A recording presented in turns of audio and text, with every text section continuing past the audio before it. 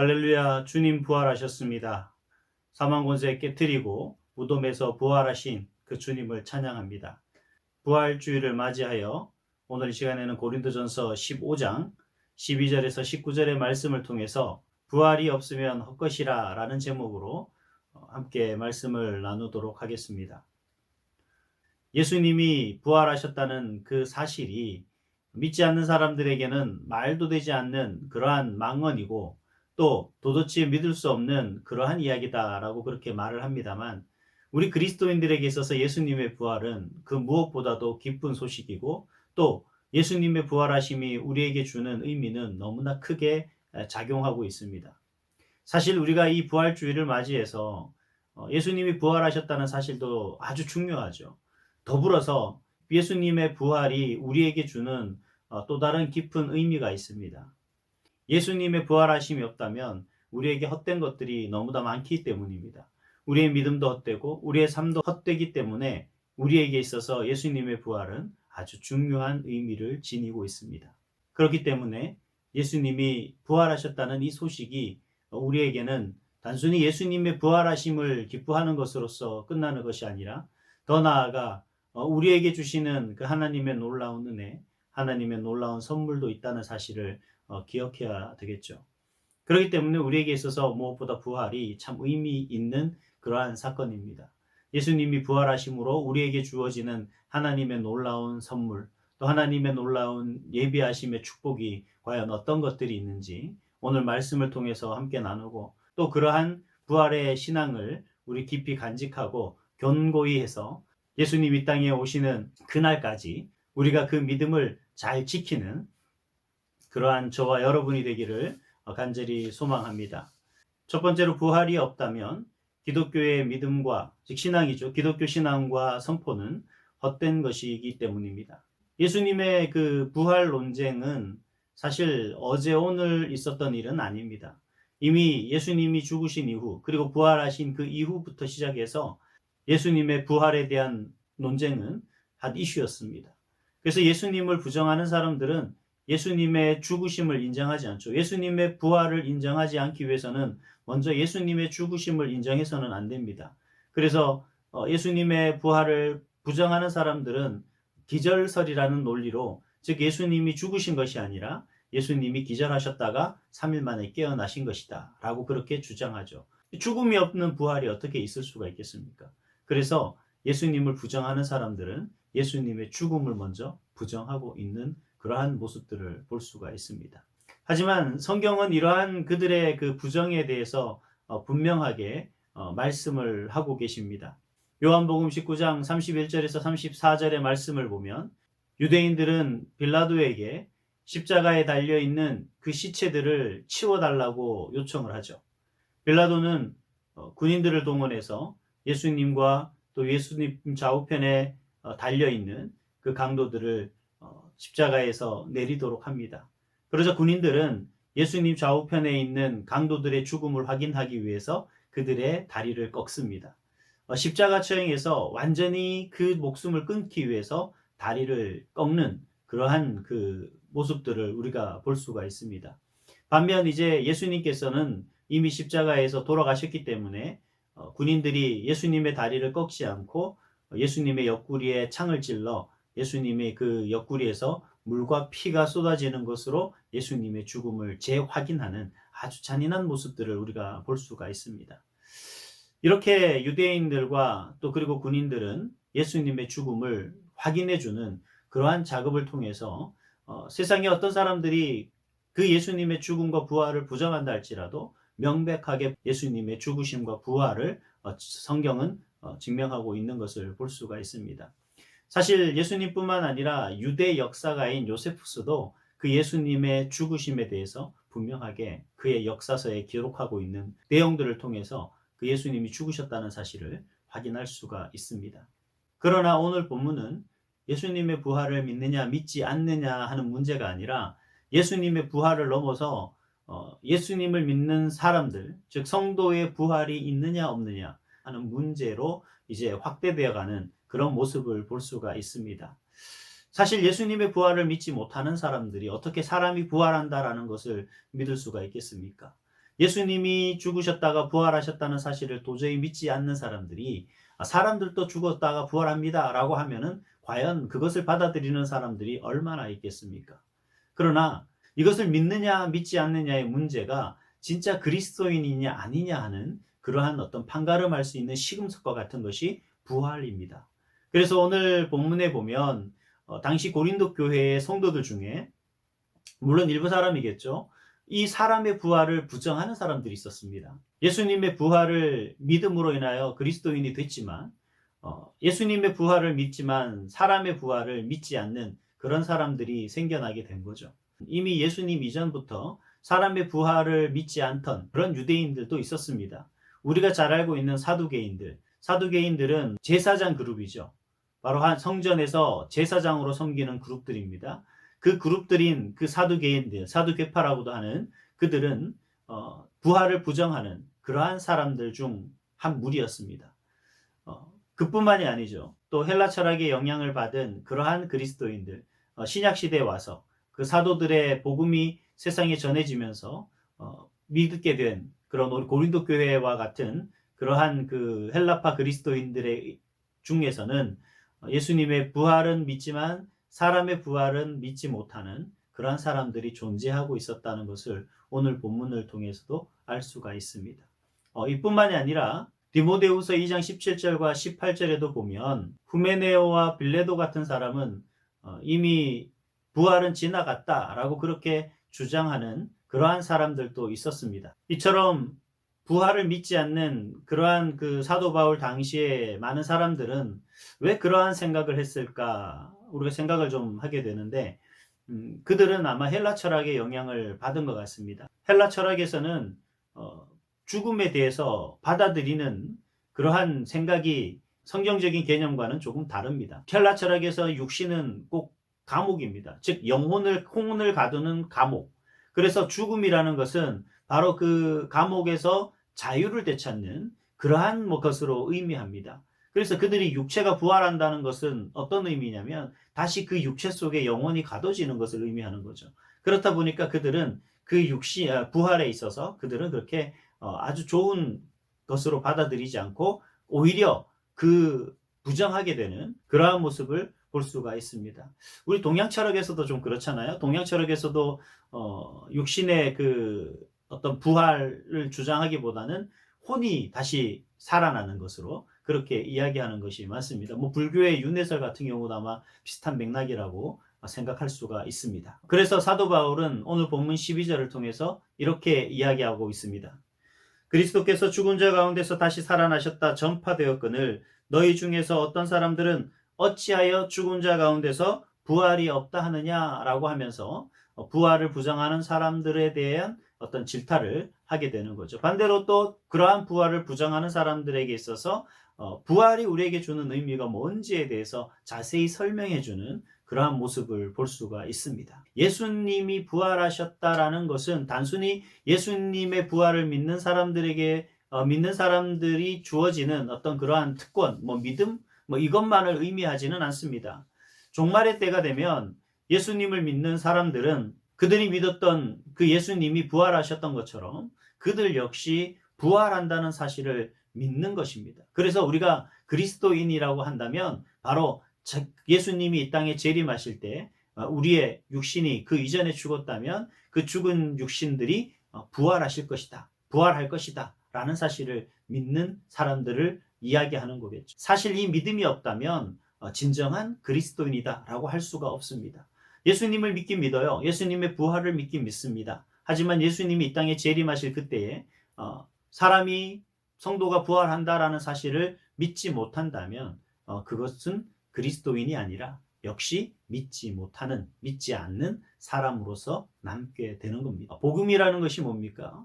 복음이라는 것은 하나님의 아들이신 예수님께서 인간의 모습으로 이 땅에 오셔서 그 인간의 죄를 대속해서 십자가에 달려 죽으시고 3일 만에 부활하시고 그리고 승천하시고 다시 하나님의 때에 이르러 이 땅에 재림하신다는 사실을 믿는 것. 그리고 그 믿는 자들에게는 하나님께서 하나님 나라의 삶을 보장해 주시는 것. 이것이 바로 복음이고 이것이 바로 우리가 선포해야 될 그러한 복음입니다.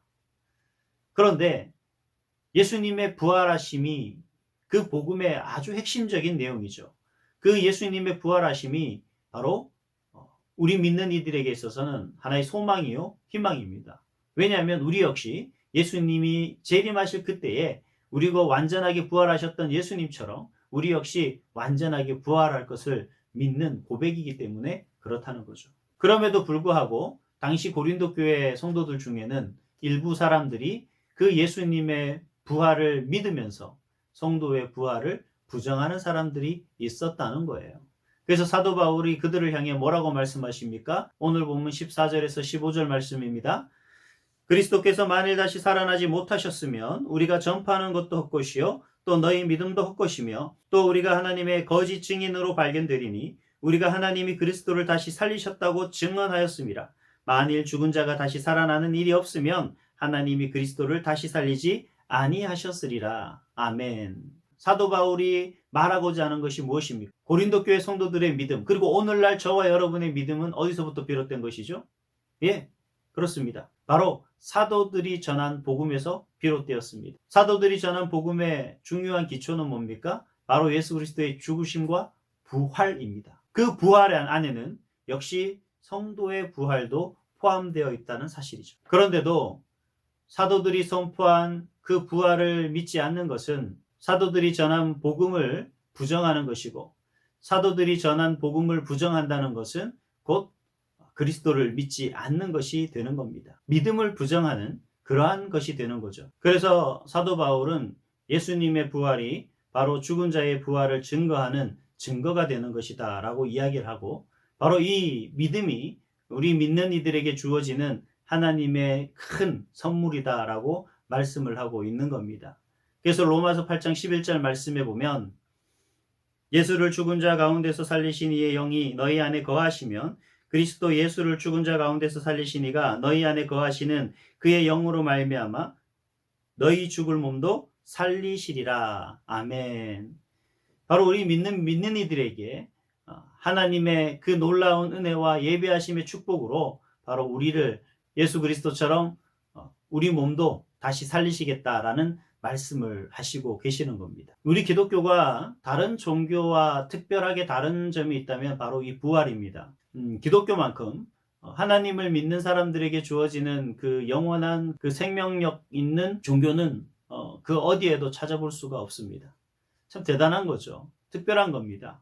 그렇기 때문에 우리는 그 예수님의 부활을 믿고 그 예수님의 부활하심의 약속이 곧 우리의 부활이다라는 사실, 그 사실을 우리가 믿음으로 우리가 주님 오실 그때를 기다리며 기약하며 또 이 땅에서 우리가 그런 부활의 믿음을 지키고 또 부활 신앙으로 살아가는 그런 모습이 우리 가운데 있어야겠죠. 그것이 바로 하나님께서 하나님을 믿는 저와 여러분에게 주신 아주 특별한 선물이기 때문에 그렇습니다. 우리가 부활한다라는 사실, 여러분 이 사실을 기억하시고 만약에 예수님의 부활, 아니 우리의 부활이 없다면 그 사도들이 선포한 복음, 또 우리가 믿고 있는 그 믿음, 이 모든 것들은 다 헛것이 된다라는 사실을 기억하시면서 여러분 우리가 전하고 우리가 선포해야 되고 우리가 기뻐해야 될 것은 뭡니까? 예, 주님 이 땅에 다시 오실 때 우리도 역시 그 부활하신 예수님처럼 우리도 부활할 것이고 또 그 모습으로 하나님 나라에 영원히 살 것이다 라는 사실을 우리가 믿고 선포해야 된다라는 사실을 기억하시기를 바랍니다. 부활의 의미, 부활이 우리에게 주는 두 번째 의미가 있습니다. 부활이 없다면 우리의 신앙생활도 헛것이 됩니다. 세상 사람들은 영생에 대한 관심이 참 많습니다. 그래서 늙지 않고 영원토록 살기를 원했던 중국의 진시 황제는 결국 불로초를 찾지 못하고 죽었습니다만, 영원히 산다는 것도 영원히 사는 것이지만 그런 의미에서 그 모든 다른 종교라든가 아니면 뭐 SF 소설이든 영화든 그 모든 것들을 그대로 다 받아들일 수 있다고 쳐요. 그렇지만 그 모든 것들과 이 하나님께서 우리에게 주신 그 부활의 생명, 그 부활 생명과 비교한다는 것이 가치는 없습니다만 좀 비교를 해볼 필요가 있어요. 왜냐하면 왜 이 부활의 그 삶이 우리에게 가치가 있는가? 이것은요, 우리가 부활한 이후에 어떤 그 영원한 삶의 존재의 질, 그 존재의 질이 다르다라는 겁니다. 즉 하나님이 우리에게 부활을 통하여 주시는 그 부활 생명이 주는 그 영원한 존재의 질과는 아주 질적으로 너무 차이가 난다는 겁니다. 그러면 성경이 말하는 영원한 삶의 존재의 질이란 과연 뭘까요? 영원한 삶이라는 것은 어떻게든 그 모습 그대로 영원토록 변함없이 아프지도 않고 영원히 살 수 있는 모습이 진정한 영원한 삶의 존재의 질이라고 할 수가 있습니다. 가장 중요한 것은 저와 여러분들이 육체적인 부활을 통해서 하나님 나라에 들어갔을 때 그때의 그 모습인데, 이미 성경에서는 우리의 모습을 뭐라고 이야기하고 있냐면 하나님의 형상을 따라 지음받은 존재로 이야기를 하고 있습니다. 그래서 하나님께서 우리 인간을 창조하시고 지으셨을 때 하나님이 우리를 지으신 목적을 분명하게 말씀하고 계시죠. 이사야서 43장 21절의 말씀을 보면 이 백성은 내가 나를 위해 지었나니 나를 찬송하게 하려 함이니라, 그렇게 말씀하고 계십니다. 즉 하나님께 영광 돌리고 그 하나님을 찬양하는 삶을 살도록 하시기 위해서 우리 인간을 창조하셨다라고 그렇게 말씀하고 계시죠. 자, 그런데 생각해 보세요. 우리 인생이 길어야 100년 인생입니다. 100세 시대라고 해서 뭐 100년까지 사는 게 대단한 게 아니라 100세면은 인생이 끝납니다. 근데 그 다음부터 주어지는 삶은 어떤 모습이에요? 영원한 존재의 모습입니다. 자, 그런데 하나님이 과연 우리에게 하나님의 형상에 따라 지은 우리 존재가 이 땅에 100년 사는 것으로서 끝나도록 했다면 하나님의 창조 목적이 맞지 않겠습니까? 이렇게 비유하면 그렇습니다만 뭐 어느 정도 기간이 지나고 때가 지나서 더 이상 사용하지 못하면 폐기 처분하는 물건과 다를 바가 뭐가 있겠습니까? 근데 하나님의 창조 계획은 그런 계획이 아니었어요. 하나님의 창조 계획은 하나님과 더불어 영원히 존재하는, 그래서 하나님만 바라보며 하나님을 찬양하고 하나님께 영광 돌리는 그러한 삶을 살아가는 존재로 하나님의 형상을 닮은 인간을 창조하셨던 겁니다. 하나님은 우리 인생들에게 100년이라는 존재 가치를 위해서 하나님의 형상을 닮은 인간을 창조하신 것이 아니라 우리 인생을 하나님의 때가 이르르면 다시 우리를 부활시키셔서 그 하나님 나라에서 우리가 영원토록 그 하나님을 찬양하고 그 하나님을 바라보며 그 하나님께 경배하기를 원하시는 겁니다. 그래서 하나님은 우리를 부활시키기로 작정하셨던 거죠. 그게 바로 우리에게 있어서는 하나님의 구원이다라는 겁니다. 부활의 의미는 이처럼 단순히 예수님이 부활하셨던 그 놀라운 기적과 이적을 행하신 그 하나님을 믿으십시오, 그러면 여러분 구원받습니다가 아니라, 여러분 예수님이 부활하셨던 그 모습처럼 우리 역시 하나님의 때가 이르면 하나님의 역사와 하나님의 능력과 하나님의 지혜와 하나님의 계획하심으로 우리 역시 부활하여 그 하나님 앞에 그 하나님 앞에 영광 돌리고 그 하나님 앞에 경배하며 영광을 돌리는 그 자리에 서게 된다는 사실입니다. 이게 바로 부활을 통해서 우리에게 보여주시는 하나님의 뜻이죠. 그래서 예수님의 부활이 없다면 우리의 삶이 아무런 가치가 없는 거예요. 영원의 삶을 가치에 두고 살아가는 우리 인생 속에서 이 땅에서 그 영혼을 바라보고 살아가는 하나님의 사람으로 살아가는 그 의미가, 만약에 예수님의 부활이 없다면 아무 의미가 없어지는 거죠. 그럴 때라면 우리는 헬라 철학을 그대로 받아들여야 돼요. 헬라 철학에서 이야기하고 있는 그러한 모습 중에 우리가 흔히 말하는 영지주의 이단이라고 이야기를 합니다. 이 영지주의가 이단이다라고 이야기하는 그 가운데 하나가 뭐냐면 이원론이에요. 이분법적 이원론. 이분법적 이원론이라 하는 것은 뭐냐면 명백하게 구분하는 겁니다. 예수님의 부활은 믿지만 사람의 부활은 믿지 않는 것. 이건 이분법적이죠. 어떤 사람들은 그런 얘기를 해요. 교회는 좋은 곳인데 교회 다니는 사람들이 나쁘다. 이 세상 사람들은 다 나빠요. 이 세상 사람들은 다 죄가 있어요. 이 세상에 어느 누구도 거룩한 사람은 아무도 없습니다. 누구나 다 죄가 있어요. 우리가 하나님 앞에 나는 의인입니다 라고 고백합니까? 우리는 하나님 앞에 나는 죄인입니다 라고 고백을 하죠. 네. 이 세상의 모든 사람은 다 죄가 있기 때문에 그렇게 고백을 해요. 오늘날에도 대부분 이단들이 주장하는 것은 다 그래요. 성경에서는 어느 하나만을 강조하지 않죠. 하나님이 말씀하시는 그 모든 것들은 다 같이 있는 겁니다. 이 전도나 선교나 또 우리가 복음을 전하는 것이나 어디에 있든지 누구에게든지 전하는 게 가치 있는 것이지 그 대상이 누구냐는 중요하지 않다는 거예요. 그런데 우리 오늘날 많은 어떤 이단들이나 또 다른 생각들을 가지고 있는 사람들이 말할 땐 전혀 또 다르게 생각하는 경우가 있죠. 참 안타까운 얘기입니다. 오늘날 우리 그리스도인들에게 하나님의 말씀대로 살아가며 그 하나님의 뜻을 쫓아 살아가기를 많이 가르치죠. 그래서 우리가 보다 더 하나님 앞에 본질적인 삶을 살기 위해서 여러 가지 많은 것을 자제하기도 하고 또 하나님 앞에 우리가 수고하고 땀을 흘려 번 돈에 그것으로 구별하여 11조 헌금이라든가 여러 가지 목적 헌금으로 하나님 앞에 드리는 모습들을 볼 수가 있어요. 하지만 헬라 철학의 그 사상대로라면 우리는 그럴 이유가 없죠. 왜요? 이 죽음은 육신으로부터 완전히 벗어나는 것이기 때문에 속된 말로 빨리 죽어야 됩니다. 죽는 것이 우리에게 복된 것이에요. 그렇기 때문에 죽지 못하는 이 세상에서의 우리의 삶을 어떻게 살아요? 즐기면서 살아야 됩니다.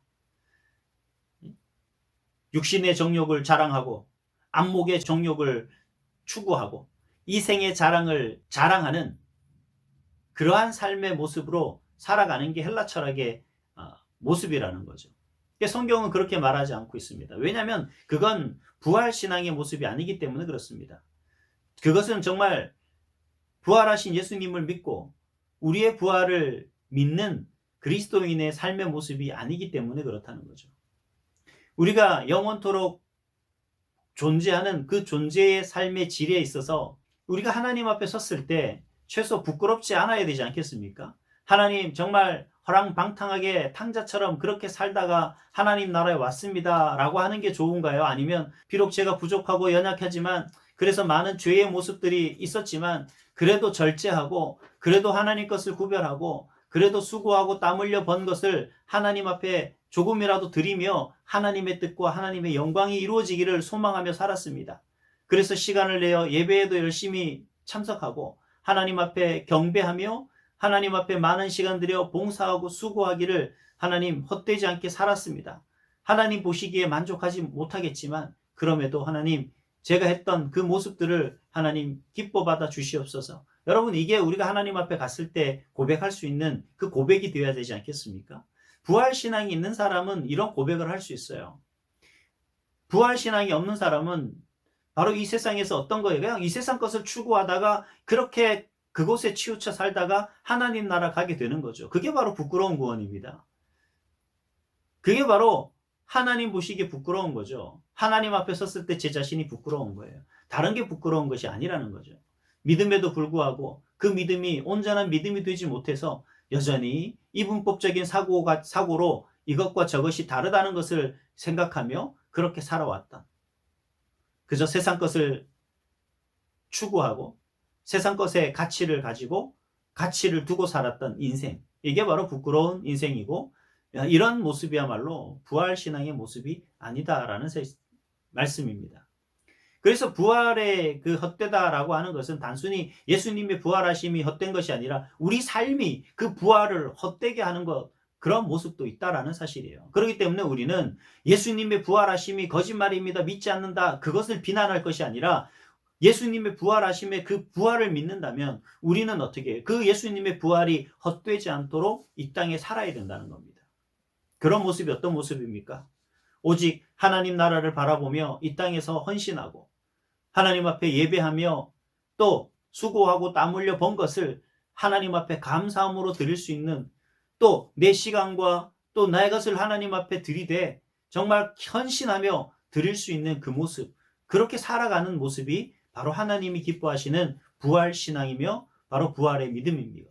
믿지 않는 사람들이 우리 기독교 장례 문화를 보면 혀를 차죠. 부모가 죽었는데 어떻게 노래를 부르고 있냐고. 물론 부모님이 돌아가시면 슬픕니다. 안 슬플 이유가 없어요. 왜 안 슬프겠습니까? 그런데 우리가 좀 덜 슬픈 이유는 주님 오시는 그날이면 우리가 다시 부활해서 하나님 앞에 설 텐데 다시 영원토록 우리가 만날 텐데 그게 뭐가 지금 잠시 이별하는 것뿐인데 뭐가 그렇게 어렵겠습니까?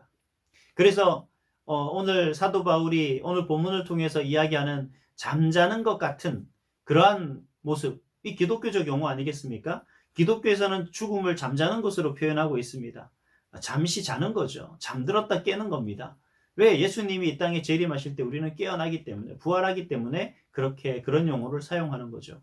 그 용어 그대로 우리 부모님은 지금 주무시고 계시는 거죠.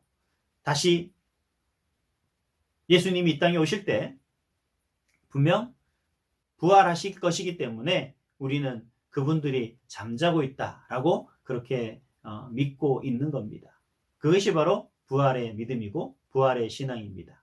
그래서 복음 전도자 토레이가 예수님의 부활에 대해서 말하기를 기독교가 증거하는 것들을 굳건히 지켜주는 견고한 요새와 같아라고 그렇게 표현한 것을 볼 수가 있습니다. 즉 우리의 견고한 믿음이 되어야 될 것은 다름 아니라 부활입니다. 예수님이 부활하셨다는 그 사실은 곧 성도의 부활로 이어지고 그 성도의 부활은 바로 우리가 견고히 믿어야 될 그러한 믿음이 되는 거죠. 사랑하는 성도 여러분, 부활 신앙이 무엇일까요? 이 부활주의를 통해서 우리가 정말 깊이 있게 생각해야 될 것이 무엇일까요? 다시 한번 깊이 생각해 보시기 바랍니다. 예수님의 부활하심은 그저 놀라운 이적과 기적이 아니라 하나님의 계획하심이고 하나님의 지혜가 담겨 있습니다. 그 예수님의 부활은 하나님의 약속의 말씀이며 또 그 예수님의 부활을 통해서 우리 성도들이 이 땅에서 어떤 삶의 가치를 추구해야 되는지를 보여주는 하나님의 뜻이기도 하다는 거죠. 그래서 우리가 이 부활주일에 우리의 삶의 목적을 어디에 둘 것인지, 우리의 삶의 가치를 어떻게 둘 것인지, 우리가 견고히 가져야 될 신앙이 어떤 신앙인지를 깊이 묵상하시면서 바로 그 하나님의 뜻에 따라 또 하나님이 약속하신 그 약속의 말씀을 붙들고 견고히 믿음으로 승리하시는, 그리고 이 세상의 많은 사람들에게 그러한 복음을 선포하시는 그런 저와 여러분이 될 수 있기를 주님의 이름으로 부탁을 드립니다.